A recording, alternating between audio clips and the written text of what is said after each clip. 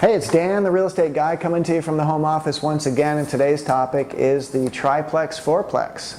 You know, you probably watched the video on the single family homes and why that should be part of your game, maybe even the main part of your game. You then perhaps looked at the duplex video and considered that. Why would you want to deal with those? You know, whether to hold or whether to sell. What part of your market are they? What part of your game plan is it? Now you can think about the bigger units, the 3-unit buildings and the 4-unit buildings. And the reason I stop at the 4s is that the loan product and the liquidity, the ability to sell, are pretty much similar up through the 4 units. Once you move above 4 units into the larger, the 8 units, the 10 unit, the 16 unit sites or bigger, it's a different loan product altogether. You'll really need to get familiar with that loan product and find out if there's money out there for people who want to buy those kinds of things before you invest in them. All right? But the loans of 1 to 4, so that you know that you could have some buyers, are a little bit more common in this area. And again, you can check with non-owner occupied type loans, non-owner occupant money with your lenders and find out what's going on there. Is it tight? Is it hard to get those loans? Or are they available right now for people that want to buy? That will sway your decision on whether or not you want to provide product to that part of the market. Okay? If you're looking to create cash flow and long-term hold, I like the 3-unit and the 4-unit buildings if they're located well. Because remember, going back to vacancies, you can sometimes get these in such a way that even if you had 1 or 2 vacancies, it more than has a positive cash flow. It more than covers your expenses. And that's kind of exciting, because then you'll take your time to get the other ones filled up, get good tenants, get it locked in, and get it stabilized and get it running well for yourself. All right? Once you have it running well, you've got that choice. You're providing a cash flow for a buyer that wants to buy cash flow. You've taken care of the deferred maintenance. You've got income coming in. You're going to use your gross rent multiplier again to figure out in your area, what are all the 4-unit buildings selling for under a gross rent multiplier. But now you can get a little more sophisticated if you'd like. As you move into the bigger units, you're going to see a term or hear a term a lot called cap rate. You know, and some people go, what's that cap rate? You know, I like that gross rent multiplier. It's easy, right? Gross rent multiplier, gross rents for the entire year, divided into those comps, the comparable sales. What did they pull? Did they pull 8 times their gross rent? Was it 10 times their gross rent? That was a pretty easy calculation. Don't get put off by the cap rate. It's not that much different. The capitalization rate, cap rate, just takes into consideration the expenses. When you do a gross rent multiplier, you're basically assuming on all those duplexes that the expenses are about the same. Therefore, a gross rent multiplier all over town will work. It'll give you a good indication of value. Now you're saying, well, wait a second, let's tune that formula a little bit. Let's consider the expenses. The reason being is that maybe some 4-unit buildings are in an area where there's a homeowners association, $200-300 a month. I know one of them around here is about $300 a month. Well, you better take that into consideration. $300 a month is, I mean, you might get $650 a unit in that area. So it's taking away nearly half of 1 unit's rent. Okay? So a cap rate just considers the expenses. So instead of taking the gross rent and dividing it into a closed sale to figure out a cap, what did it get on a gross rent multiplier? On a cap rate, you're going to take the gross rent and you're going to subtract off the expenses, and you're going to use the net income, the net operating income. You're going to get that income that's left over after those expenses. And you're still going to divide it into that price to figure out what was going on there. Take, for example, if after all expenses there's $24,000 coming in per year, and the place sold for $300. You take the $24,000, divide it by the $300, and you know, divide it into $300, and you're going to get 0.08, or a cap rate of 8, right? 8% is what it is, 8% cap rate. So investors are going to want to see, do I have a good cap rate? You know, does this work for me? So you're going to look at that on all your sales, so you can find out, hey, is there an average cap rate I can consider around here? I mean, let's have all those expenses. If it's got a HOA or homeowner association, you need to know that amount monthly. If it has other expenses that other areas don't have, you're considering that now. Just getting a little bit more sophisticated in your numbers. You do need to find out what your market wants. You know, take a good look and find out what's out there. We'll get into that in the homework, really. More units, consider more units. they can cost you more too, right? If you're buying a beat up property, you've now got 4 of everything instead of 2 of everything like a duplex. So you might be buying 4 ovens, you know, you might be buying 4 water heaters, you don't know yet. So you're going to get in there and figure those things out. Find out with basically a cost per unit to turn this thing around and get it rent ready. When you have more tenants and more toilets, of course there's more management. These things take a little bit more management. If you have them in a rougher part of town, they take a lot of management. I have one of those right now. Kind of wish I didn't have it. I have a manager and all that stuff, but it's a challenge for him. He has to run it pretty tight, and it's hard. Usually when you solve those problems like we talked about in other videos, the more problems you solve, the more cash flow you have. So once he gets that building running right, it's a great cash flow. It's just a challenge to get it running right, and then it's a challenge to keep it running right. All right? But you do that for that extra cash flow. Turnover is what costs money in units. So if you're in an area that has high turnover, you've got to consider that. You've got to consider how many units are going to turn over per year. It's difficult.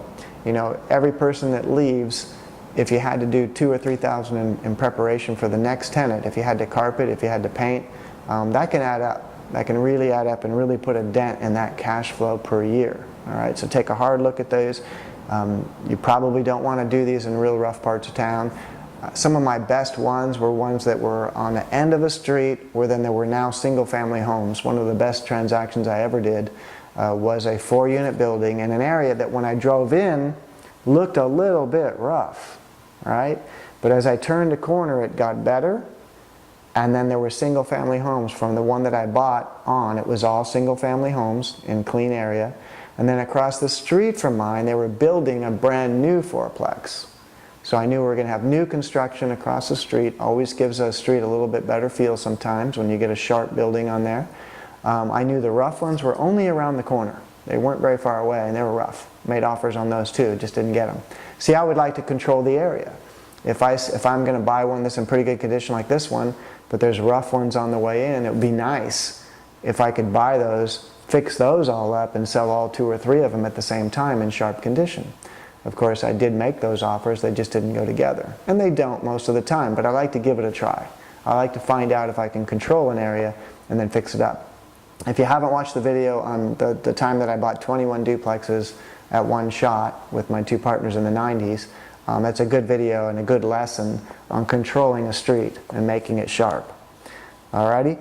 So also really good video to watch now that we're talking about 4 units. Watch the one on the 4 units for $25,000. That's a great video. It explains a lot of good things about 4-unit buildings and why they're good.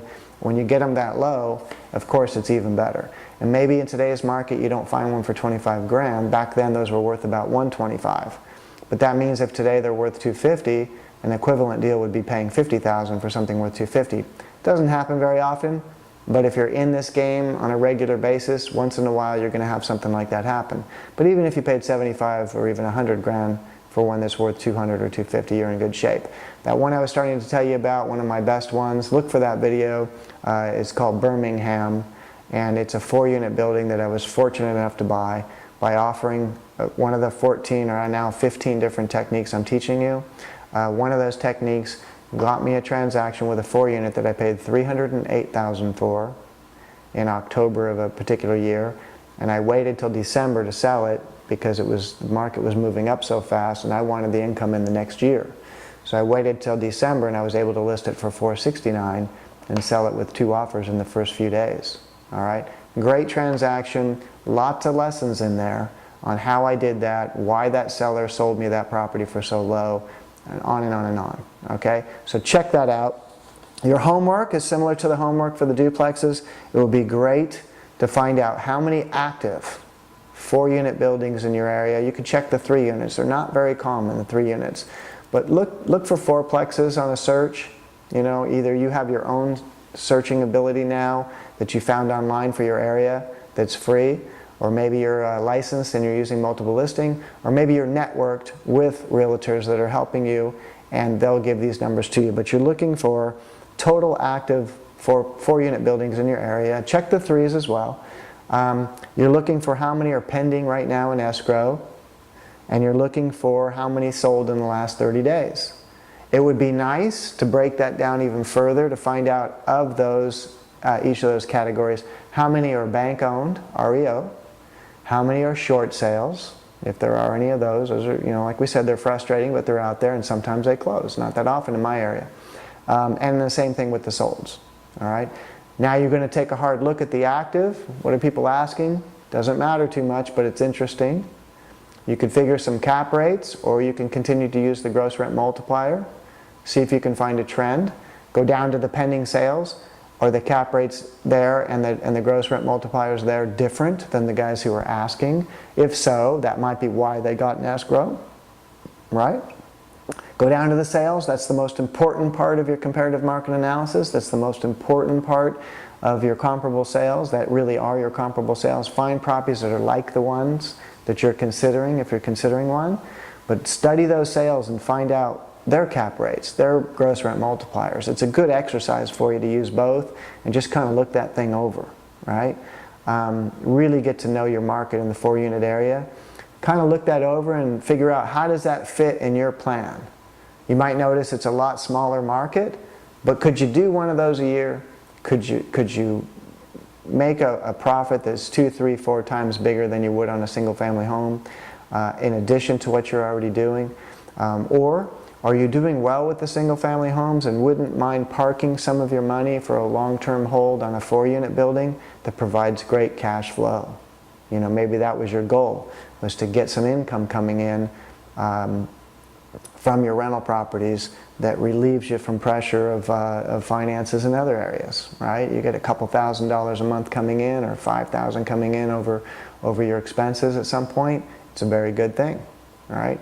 Keep those long term. You can always sell them if the market goes crazy again, right? Or you can enjoy that monthly flow. So get to know that 3 and 4 unit part of your market.